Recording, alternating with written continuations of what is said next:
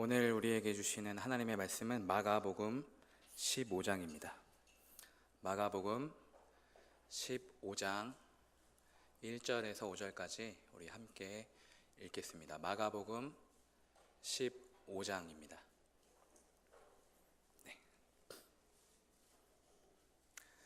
네, 우리 1절 같이 읽겠습니다. 시작.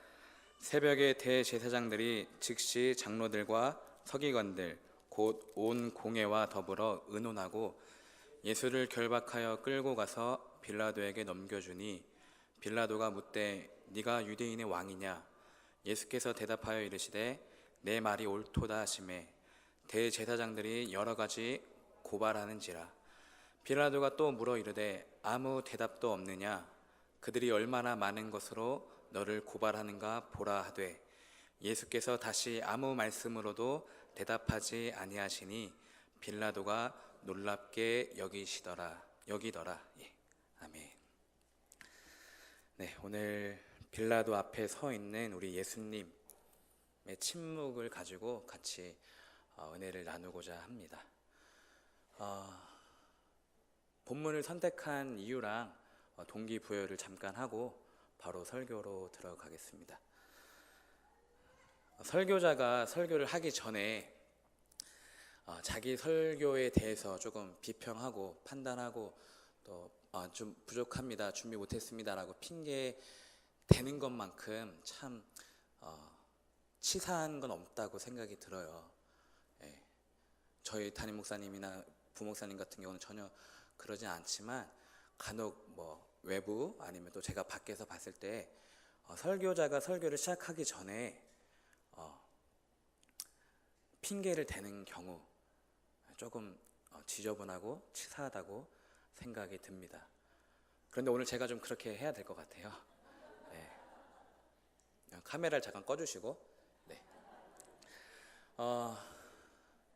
한 주간 설교를 묵상하면서 굉장히 마음에 부담감이 왔었습니다.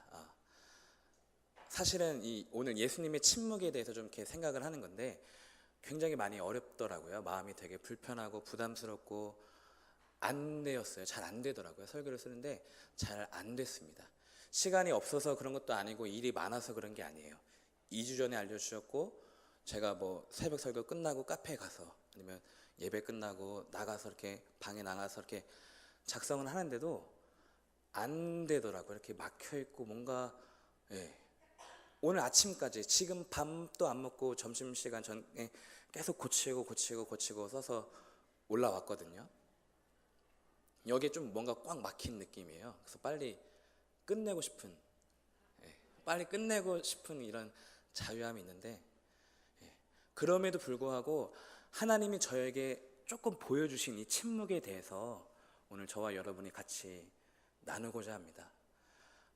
혹은 여기 계신 분들 중에 또 하나님의 침묵에 대해서 조금 고민하고 있을 분도 있을 거라고 생각이 들어요. 그래서 하나님이 알려주신 만큼만 제가 여러분에게 나누고자 합니다. 첫 번째 질문은요, 침묵은 무엇일까라는 질문입니다. 충남 홍성에 있는 만해 한용운 생가를 다녀온 적이 있습니다. 만해 한용운은요, 민족 대표 33인 중에 한 사람으로서 1919년 3.1운동을 이끄신 독립운동가이자 승려이고 시인입니다. 제가 찾아갔던 그 선생님의 생가는요, 아주 단촐하게 초가집 2채밖에 없었어요.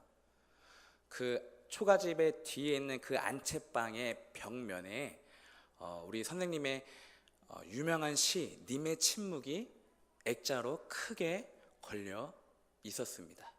님의 침묵, 우리 한용운의 시 님의 침묵 잘 알고 있으시죠? 제가 오랜만에 한번 간추려서 낭독해 보겠습니다. 오늘 설교랑 이어지는 거라서 한번 들어봐 주세요. 님의 침묵, 한용운. 님은 같습니다. 사랑하는 나의 님은 같습니다. 푸른 산 빛을 깨치고 단풍나무 숲을 향하여 난 작은 길을 걸어서 차마 떨치고 갔습니다. 황금의 꽃같이 굵고 빛나던 옛 맹세는 차디찬 티끌이 되어서 한숨의 미풍에 날아갔습니다. 사랑도 사람의 일이라 만날 때에 미리 떠날 것을 염려하고 경계하지 아니한 것은 아니지만 이별은 뜻밖의 일이 되고 놀란 가슴은 새로운 슬픔에 터집니다. 우리는 만날 때에 떠날 것을 염려하는 것과 같이 떠날 때에 다시 만날 것을 믿습니다. 아, 님은 갔지만은 나는 님을 보내지 아니하였습니다. 제 곡조를 못 이기는 사랑의 노래는 님의 침묵을 휩싸고 돕니다. 이 선생님의 짧은 시를 단숨에 읽고서 좀 가슴이 참 먹먹했습니다. 집으로 돌아오는 길에 이 침묵에 대해서 한번 곰곰이 생각을 해봤어요. 제가 학교에서 배운 대로 또 제가 알기로는 그냥 이 님의 침묵은 어느 한 연인이 아쉽게 말없이 헤어지는 것으로만 알고 있었는데 또 그 안에 깊이 숨어든 의미는 당시 일제로부터 침략을 당한 조국에 대한 슬픔을 이야기하는 거라고 그렇게 알고서 배웠었는데 제 돌아오는 길에 제가 침묵을 생각하면서 이 손에 든 이 작품 해설집을 보고 읽고서 저는 조금 깜짝 놀랐습니다. 뭐라고 적혀 있나 보니까요, 이렇게 적혀 있었어요. 한번 글씨 띄워주시겠어요? 여기서 침묵의 진정한 의미는 부재가 아닌 만남을 전제로 한 침묵으로서 님이 없는 공간이 아니라 님이 실제로 가득 차 있는 공간임을 강조한다는 것입니다. 그러니까 시의 화자는요, 님이 떠난 그 공간이 부재이면서도 실은 부재가 아님을 역설하면서 이 침묵을 통해서 강력한 신념 이상의 승화된 애국심을 보여준다는 것입니다. 좀 어려운데요. 쉽게 말하면요, 님이 떠나갔지만 나는 님을 보내지 않았고 님이 침묵하고 있지만 그 침묵은 사실 침묵이 아니다, 다시 만나는 약속이다 라고 이렇게 반전, 역설을 하는 이야기입니다. 침묵, 사실 우리도 이 침묵이 낯설지가 않습니다. 기독교 역사에서 수많은 사람들이 신앙의 성숙의 단계에서 침묵을 경험해 왔습니다. 우리도 마찬가지예요. 우리도 간절히 기도를 드리는 중에 침묵으로 응답하시는 하나님을 종종 경험한 적이 있습니다. 또 성경 곳곳에서도 하나님의 침묵이 나타나는데요. 먼저는 이 아브라함이 이스마엘을 낳았을 때 하나님의 말씀을 어기고 이삭을 기다리지 않고 이스마엘을 낳았을 때 하나님께서는 침묵하셨습니다. 또 애굽 땅에서 이스라엘 백성들이 고역을 당하는데도 하나님께서는 오래도록 침묵하셨고요. 또 구약 성경 말라기가 끝이 나고 이제 마태복음이 시작되기 전까지 이 신구약 중간기에서도 하나님은 침묵하셨습니다. 그리고 가장 우리가 익히 알고 있는 침묵은 욥의 고난. 욥이 고난을 받는데도 하나님은 오래도록 침묵하셨습니다. 그리고 오늘 본문에도 앞서 말한 침묵과는 조금 다른 침묵이긴 하지만, 다른 경우이긴 하지만 오늘 본문에도 침묵이 등장합니다. 5절에 제가 세 번역으로 읽어드릴게요. 예수께서는 아무 대답도 하지 않으셨다. 침묵이 등장해요. 예수께서는 아무 대답도 하지 않으셨다. 오늘 본문을 좀 묵상을 하면서 오늘 본문을 보니까 수많은 사람들이 등장합니다. 대제사장들로부터 시작하여 이스라엘의 장로들, 서기관들, 로마의 군병들, 그리고 이름 모를 수많은 유대인들이 이 빌라도 법정, 빌라도 뜰 안에 인산인해를 이루고 있습니다. 그러나 아이러니하게도요, 오늘 본문에 거론되는 이름은 단 세 사람뿐이에요. 성경이 기억하는 이름은, 기억하고 기록한 이름은 단 세 사람, 빌라도, 바라바, 예수뿐이에요. 당시 이름만 들어도 누구나 다 아는 대제사장들과 이스라엘의 장로들, 그리고 악명 높았던 로마 군병들과 그리고 수많은 인파가 빌라도 법정에 모여 있음에도 불구하고 성경은 그들의 이름을 한 명도 기록하지 않았어요. 그저 무명의 군중들로 처리해 버립니다. 오히려 성경은요, 빌라도의 질문을 넘고 바라바의 변명을 지나서 예수님의 침묵에 집중합니다. 아무 대사가 없는 예수의 얼굴에 성경의 카메라가 클로즈업을 하고요. 성경의 오디오는 예수님의 침묵에 집중합니다. 예수님이 서 있는 이 빌라도의 법정을 가만히 살펴보면 너무나 이상한 재판이에요. 가만히 보기만 해도 이상한 재판이다. 뭔가 이상하게 돌아가고 있다라고 생각이 들 것입니다. 먼저는 사람들인데요, 군중들인데 오병이의 기적에서 예수님을 유대인의 왕으로 세우고자 그렇게 추종하고 따랐던 그 사람들이 자기 왕을 고발했습니다. 또 이 법정의 재판장은 빌라도인데 원고인 대제사장들이 예수님을 직접적으로 신문하고 예수님을 정죄하고 십자가 형벌을 요구하고 있습니다. 게다가 랍비로 존경받았던 예수님 대신에 당시에 죄수로 유명했던 바라바가 풀려나게 되었습니다. 그 중에서도 가장 큰 모순은요, 가장 이상한 점은 수많은 사람들이 예수님에게 불리한 증언을 하는데도 불구하고 예수님은 한마디 대답도 하지 아니하셨다. 그러니까 이 억울한 법정 가운데 홀로 서 계시는 그분의 침묵을 우리는 어떻게 이해해야 될까요? 그렇습니다. 예수님의 침묵은 참 아이러니합니다. 말씀이신 예수님이 말씀하지 않는다는 거예요. 말씀으로 온 세상을 창조하신 분이, 말씀으로 온 세상을 다스리시는 그분이 말씀하지 않는다는 거, 조금 뭔가 모순이고 역설이에요. 복음서 곳곳에서, 아니 그분의 전 인생을 통틀어서 다른 사람을 살리기 위해서라면 입을 열어서 말씀하셨던 그분이 자기를 살려야 되는 이 억울한 법정 가운데서는 입을 닫으시고 말씀을 하지 않는 거. 도대체 예수님은 왜 침묵하셨을까? 세 번째 질문은요, 왜 침묵하셨을까입니다. 시간이 꽤 흘렀습니다. 재판장 빌라도의 여러 질문에도 예수님은 한마디 대답이 없으셨어요. 이상하게도 예수님은 계속해서 침묵을 이어가셨습니다. 바라바가 풀려났을 때도, 빌라도의 아내가 사람을 보내어서 예수님을 변호할 때도, 대제사장들이 십자가 처형을 당하라고 고함 칠 때도 예수님은 침묵하셨고, 그리고 빌라도가 손을 씻을 때도 예수님은 침묵하셨어요.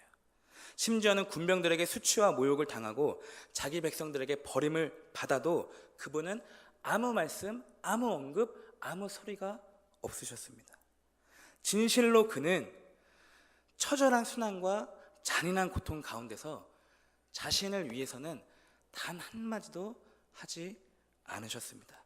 마치 도살장으로 끌려가는 잠잠한 어린 양처럼, 마치 이 법정은 반드시 패배해야만 되는, 그래서 변호사를 세우지 않는 것처럼 반드시 져야만 하기 때문에 아무런 언급을 하지 않으셨습니다. 왜 끝까지 침묵을 하셨을까요, 예수님이? 빌라도 앞에서, 대제사장들과 백성들 앞에서 자신이 메시아라고 증명할 수는 없었나요? 입을 열어서 그들을 설득시킬 수는 없었나요? 그렇게 말씀을 잘하시는 분이. 사실 침묵이라는 단어는요, 하나님 앞에 오는 것이 맞지 않습니다. 왜냐하면요, 하나님은 말씀하시는 하나님이기 때문에 사실상 그분에게 침묵이라는 단어는 앞에 올 수도 없고 어울리지도 않고 말이 모순되는 거예요. 신명기 6장입니다. 이스라엘아 들으라. 그러니까 우리 하나님은요, 늘 말씀하시는 하나님이고요. 경청하고 듣고 순종해야 될 피조물은 바로 우리였습니다. 애초에 침묵이라는 건 자신을 부정하는 것이기 때문에 하나님이 스스로 자기 자신을 부정할 수가 없어요. 하나님은 하나님이기 때문에.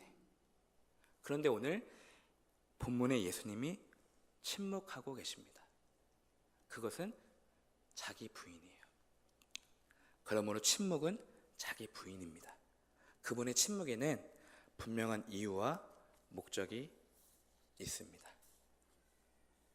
결론. 네. 짧게 준비를 했는데요. 앞에서 제가 두 가지 질문을 던졌어요. 왜 침묵하셨나? 그리고 이 침묵을 어떻게 이해를 할까? 이 두 가지 질문을 던지고서 이제 답은 이제 지금 하려고 하는데, 이 두 가지 질문이 중요한 이유는 예수님의 침묵을 이해해야지, 예수님의 침묵을 우리가 어떻게 이해하는지에 따라서 오늘 우리가 느끼는 침묵을 다시 해석할 수가 있어요. 오늘 내가 느끼는, 하나님으로부터 느끼는 침묵을 예수님의 침묵으로 이해할 수가, 해석할 수가 있습니다. 먼저 예수님이 침묵하신 이유는요, 우리가 잘 알고 있듯이 우리 때문이에요. 자신을 변호할 수 없는 법정 앞에서 십자가는 반드시 마셔야 할 잔이기 때문에 우리 주님은 침묵하셨습니다. 독일의 신학자 보네퍼의 말대로 타자를 위한 존재, 타인을 위한 존재로서 예수님은 자신을 부정하는 침묵으로 온 인류의 죄를 담당하셨습니다. 다시 말해서 그분이 법정에서 침묵하셔야만 했던 이유는 내 죄를 뒤집어 씌우기 위함이고, 반드시 나를 살려야 되는 구령의 열정과 자신이 죽으면 모든 것이 해결되는 하나님의 복음에 대한 의리, 신이었던 것입니다. 이게 오늘 아침에 말씀하셨던 나 때문에 네가 사는 거야. 이게 예수님의 정신이죠. 아무리 억울하고 비참해도 아무 대답이 없었습니다. 그러므로 침묵은 사랑입니다. 죽음보다 더 강한 사랑, 우리를 향한 끝없는 사랑이 오늘 본문의 침묵으로 표현되었습니다. 두 번째, 침묵을 어떻게 이해해야 될까요? 그렇다면 침묵을 어떻게 이해를 해야 될까? 그것은 앞서 읽었던 만해 한용운 선생님의 시에서 힌트를 얻을 수 있습니다. 다시 님의 침묵으로 돌아가서 해설집에서 침묵은요, 이렇게 적혀 있어요. 침묵은 님이 없는 공간이 아니라 실제로 님이 가득 차 있는 공간임을 역설한다. 그런 것처럼 예수님의 침묵도요, 부재가 아닌 하나님의 확실한 임재로 이해하셔야 됩니다. 침묵은 부재가 아니라 임재로 이해하셔야 돼요. 주님은 침묵하셨지만 오히려 그 침묵으로 말씀하고 계십니다. 게다가 그 침묵으로 죽음 앞에서 자신을 확실히 버리는 행동을 보이셨습니다. 그러므로 빌라도 법정에서 예수님의 침묵은 그 공간에서의 부재가 아니에요. 그 공간에서의 회피가 아니에요. 그 상황에서 회피가 아니에요. 침묵을 통해서 죽음을 초월한 사랑으로 확실히 임재하셨습니다. 이 침묵이야말로 우리를 살릴 수 있는 유일한 방법이었고요, 확실한 임재였습니다. 그러므로 침묵은 확실한 임재입니다. 여러분은 하나님의 침묵을 어떻게 생각하시나요? 우리가 알고 있기는 침묵은 부재, 불통이라고 여겼었는데, 내가 뜨겁게 기도를 할 때 침묵으로 응답하시는 건 뭔가 소통이 안 된다고 느꼈는데, 오늘 예수님은 침묵으로 임재를 하셨어요. 침묵으로 사랑하셨고 침묵으로 보여주셨습니다. 조금 생각을 바꾸자는 것이죠. 일본의 작가 엔도 슈샤쿠라는 소설가가 있는데요. 이 사람이 이제 침묵이라는 제목으로 단편 소설을 만들었어요. 그리고 얼마 전에 그 소설이 영화로 한국에서 개봉을 했는데요. 영화의 내용은 그 일본 16세기에 있었던 천주교 박해의 배경입니다. 이야기입니다. 그러니까 당시 성도들이, 신자들이 박해를 당하는데도 왜 하나님은 침묵을 하시는가를 논쟁 삼습니다. 그런 이야기로 소설을 썼고 영화가 나왔는데, 아마도 고난 가운데 당하는 침묵이 우리는 좀 많이 어려울 것 같아요. 이해하기 어려울 것 같아요. 그러나 성경에는 똑같은 내용이 있는데요. 바로 우리가 잘 알고 있는 욥의 이야기입니다. 저는 욥의 가장 큰 고통이 하나님의 침묵이라고 생각을 했어요. 하나님의 부재라고 생각했어요. 고통 중에서 하나님이 아무 말씀이 없으니까, 친구들은 너가 잘못해서 지금 당하는 거야 라고 말을 하는데, 정죄를 하는데 그 와중에 하나님이 아무 말씀이 없으니까 그게 가장 큰 고통이라고 생각을 했었는데, 설교를 준비하면서 제 생각이 조금 틀렸다고 생각하게 되었습니다. 하나님의 침묵은 그분의 확실한 임재이기 때문이에요. 하나님은요, 욥의 고난 가운데서 침묵으로 함께 하셨습니다. 욥이 느끼지 못할지라도. 그게 욥기서 38장에 나와 있는데요, 제가 읽어드리겠습니다. 네가 누구이기에 무지하고 헛된 말로 내 지혜를 의심하느냐. 하나님이 욥에게 나중에 이제 결국에는 마지막에 말씀하시기를, 네가 도대체 누구이기에 무지하고 헛된 말로 내 지혜를 의심하느냐라고 하나님이 나타나서 말씀하세요. 여기서 무지하고 헛된 말, 욥이 지난날에 했던, 그동안 했던 무지하고 헛된 말을 통해서 알 수 있는 건, 하나님이 욥의 무지하고 헛된 말을 그동안 들으셨다는 거예요. 욥은 하나님의 부재를 느꼈고, 욥은 하나님의 음성이 안 들렸고 침묵이라고 생각했었는데, 그 침묵 중에서도 하나님은 욥의 무지하고 헛된 말을 다 이미 듣고 계셨다는 거예요.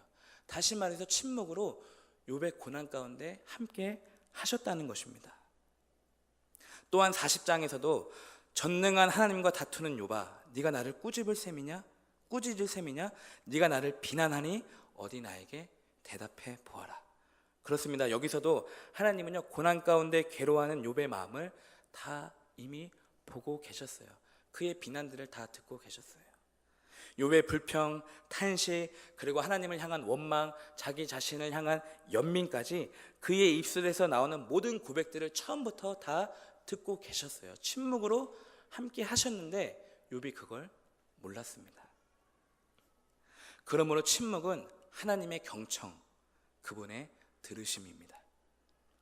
말도 안 되는 비유이지만 침묵은 하나님이 입을 닫으시고 귀를 열어서 경청하는 것입니다. 나의 마음과 나의 상황을 잠잠히 바라보시면서 갑자기 느닷없이 찾아와서 말씀으로 나를 묵살내는 것이 아니라 친히 보시고 친히 들으시고 친히 생각 중이십니다. 이것을 역전하려고요. 이 상황을 역전하려고 계획 중이십니다. 또한 듣고만 계신 게 아니라 내가 간절하게 구하는 기도의 내용은 물론이고 내면에 깔려있는 동기와 마음을 꿰뚫어 감찰하시고 이해하고 계십니다. 침묵으로 욥을 보셨던 것처럼 오늘 저와 여러분이 느끼는 이 침묵도 사실상 하나님이 보고 계시고 주목하시는 거예요. 그리고 확실한 임재라고 저는 말씀을 드리고 있는 것입니다. 적용을 하면요, 여기 이 침묵에 대해서 조금 더 깊이 들어가서 다른 방향으로 침묵을 생각하고 적용을 해봤는데 조금 어려워요. 제가 여기서 많이 어려워했는데 그래도 조금 들으시면 따라오시면 괜찮을 거라고 생각합니다. 적용을 해야 되잖아요. 오늘 본문을 가지고 저희가 침묵은 침묵인데 나에게 침묵 무엇일까? 내가 느끼는 침묵, 그리고 이 침묵의 의미는 무엇일까? 오늘 본문에 등장하는 인물 가운데 빌라도와 바라바와 예수 중에 우리가 적용하고 다시 이 침묵을 생각하고 다시 나의 침묵을 해석해야 될 거는 누구일까 한번 생각을 해봤습니다. 누구를 들어서 이 침묵을 다시 한번 생각할까? 나는 오늘 빌라도입니까? 아니면 바라바입니까? 아니면 예수님처럼 나는 지금 침묵을 하고 있습니까? 이 세 사람 중에 제가 저를 먼저 한번 대입을 해봤어요. 적용을 해봤습니다. 저는 성경이 이름조차 기억하지 않는 무명의 군중들이었어요. 내가 바라바고 내가 빌라도인 줄 알았는데 저는 성경이 이름조차 기록조차 하지 않은 그냥 무명의 수많은 군중들 중에 한 명이었더라고요. 좀 생각해 보니까 저에게는 예수님의 침묵이 없습니다. 오히려 수천 가지 말과 생각들로 침묵이 아닌 고함으로 그 사람을 정죄할 때가 많습니다. 나조차 지키지 못하는 율법으로 그 사람을 올가매고선 내 상식과 내 편견을 가지고 그 사람을 신문하고 판단합니다. 이미 내 머릿속에서는 그 사람을 재판장 한가운데 세워놓고 당신이 틀렸고 내가 옳다며 옳고 그름을 따집니다. 여기서 내가 이해하지 못하고 여전히 미워하는 그 사람은 저와 여러분의 이웃이 될 수도 있겠지만 계속해서 우리의 정죄를 많이 당하시는 분은 오늘 본문의 예수님이세요. 사실상 우리가 예수님을 재판장 한가운데 세워놓고 얼마나 많이 내 생각과 내 편견을 가지고 정죄하는지 몰라요. 신문하고 따지는지 몰라요. 그게 바로 우리라는 것이죠. 여러분은 어떠십니까? 하나님의 침묵을 이해하고 계십니까? 그분에게 고함치지는 않나요? 우리네 인생에 나는 죽고 다른 사람이 사는 그 살리는 침묵이 있습니까? 우리의 잔인한 고발에도 예수님은 여전히 침묵하셨습니다. 그분은 변명할 게 없어요. 그분의 말씀은 다 참이십니다. 유대인의 왕이 맞고 하나님의 아들이 맞아요. 오히려 우리의 말이 다 거짓입니다. 나의 감정과 생각은 다 거짓이고 하나님이 틀렸다고 생각하는 나의 경험적 판단도 전부 다 거짓이에요. 왜 거짓이냐? 하나님이 동의하지 않고 성령을 거스르는 육신의 생각은 사망이니까 하나님을 정죄하고 신문하는 나의 말은 전부 다 거짓이었습니다. 당시 유대인 백성들은 그 거짓으로 예수를 정죄했어요. 그들은 자신들의 저주로 예수님이 실패했다고 생각했지만 그분의 인생은 결코 실패하지 않았습니다. 예수님 자신은 십자가에서 죽으셨지만 침묵으로 자신을 부인하셨지만 그분의 인생은 다시 살아서 온 인류를 축복합니다. 그들처럼 정죄하는 것이 아니라.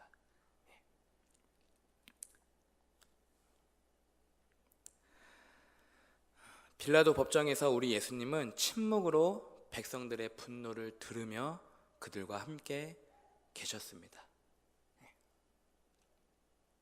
하나님도 침묵하신다는 거예요. 하나님의 침묵이 그런 경우라고 말씀하는 겁니다. 그들의 마음을, 우리의 마음을 이해하시려고 끝까지 인내하고 침묵으로 함께 계셨습니다. 아이러니하게도 창조주가 피조물을 기다리는 꼴입니다. 예수님이 침묵하시는 이유는 우리를 사랑하시기 때문에 믿고 이해하며 기다리는 중입니다. 우리의 시간과 우리의 상황에 맞게. 그러므로 침묵은 조용한 동행입니다.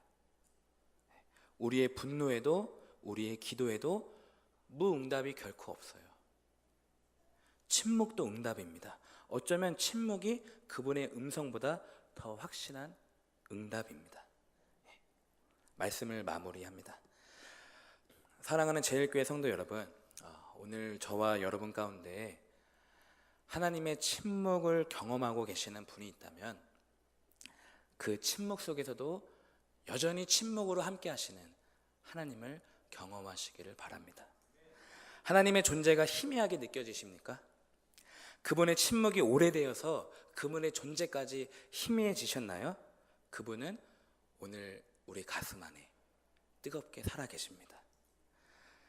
그리고 어제나 오늘이나 영원토록 날 사랑하신다는 그 일방적이고 조건 없는 주님의 약속이 여기 우리가 들고 있는 성령에 쓰여 있습니다. 성령님의 음성이 들리지 않습니까? 잘 들리지 않으세요? 오늘 부족한 설교자를 통해서 침묵은 부재와 외면이 아니라 하나님의 사랑이며 확실한 임재라고 지금 말씀하고 계십니다. 그러므로 침묵 가운데 계신 성도님들은 위로를 받으십시오. 하나님은 오늘 우리가 느끼는 침묵을 뚫고 욥과 같이 저와 여러분을 주목하고 계십니다. 주님께서 말씀하셨습니다. 너는 내 종 욥을 잘 살펴보았느냐? 이 세상에는 그 사람만큼 흠이 없고 정직한 사람, 그렇게 하나님을 경외하며 악을 멀리하는 사람은 없다라고 하나님께서 말씀하셨어요. 주님이 주목하실 때 인정받는 사람, 침묵으로 하나님과 조용히 동행하는 사람, 나의 침묵으로 다른 사람을 살리는 사람이 저와 여러분이 되기를 간절히 기도하겠습니다. 기도하겠습니다.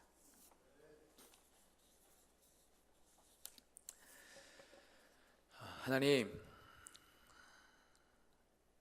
오늘 침묵은 하나님의 부재가 아니고 임재라고, 침묵은 하나님이 우리를 버리신 게 아니고 오히려 사랑이라고 제가 느꼈고 경험했고 오늘 전했습니다.